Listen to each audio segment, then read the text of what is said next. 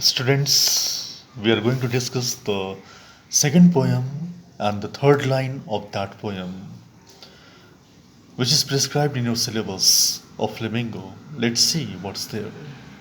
The tall girl with weighed down head. Now pay attention to what's printed there. Tall girl with her weighed down head. Why does this girl, tall girl, has her head bowed down? Why it is weighed, full of weight? What is there in her mind that she has bent her head down? What is there in her mind that she is looking down and she has put her head down on the desk? There may be a number of interpretation for this. First, that she may not feel well.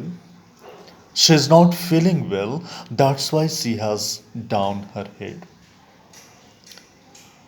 The second thing is that because of perplexed poverty, poverty which confuses someone, because of that she has put her head down. Or the third interpretation may be that she may be ill, she may not feeling well, that's why she has put her head down. But here the reality is that she has put her head down, her weighed head, there is weight in her head, in her mind, the weight of poverty, the weight of despairness, the weight of the thing that has confused her, utter poverty, extreme poverty, confusing poverty, or perplexed poverty, has made her bend her down. She has put her head down because of this. In that classroom, you'll find the stunted, unlucky heir, the stunted, the paper skimming boy with rat's eyes. Paper skimming boy with rat's eyes means there is a boy who is as skinny as if he is made up of paper. He is so lean and thin because he has not his all the 3 meals a day. He doesn't have 3 times food a day, and that's why he looks thin and lean and skinny like a paper. Here you'll find the use of metaphor. Paper skimming boy, the use of metaphor. And again you'll find here with rat's eyes. With rat's eyes means the boy's eyes have been compared with those of rats. Now I will ask a question that what do the eyes of a rat look for? What does a rat look for? A rat looks for only two things. Number one, food, and number two, security. Whenever you put the food or the food particles, a rat comes, eats, and goes away. Just one sound in the room and the rat disappears, isn't it? The boy's eyes are like that of a rat. The boy's eyes look for two things, food and security. Whenever the boy moves through the street of that slum area, the hotel or the small restaurant which provides some dishes to the locals, the boy looks into the food as if he is very, very hungry. And the fact is that he is really very hungry because he is a poor boy. He doesn't have all the meals a day. That's why his eyes look at the food. being served in a hotel. And the second thing that his eyes do also find security. The poor are very insecure. They always keep on looking for safety, and they do take care that they do not commit any type of sin or crime because they are poor. So no one supports a poor. No one supports a poor and his commitment of the things. That's why this boy is called paper swimming boy with rat's eyes. Now come to the next words. It's written that stunted, the unlucky heir, the unlucky heir, and they do see that they do not recite their lesson.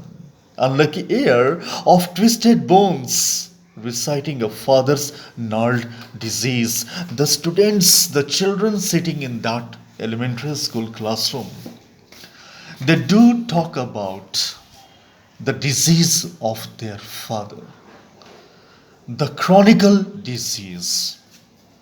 Because of malnutrition, the bones of their father's leg has bent. So they do talk about the father's gnarled disease. They are the heir of the stunted disease. They are called unlucky heir. They are unlucky.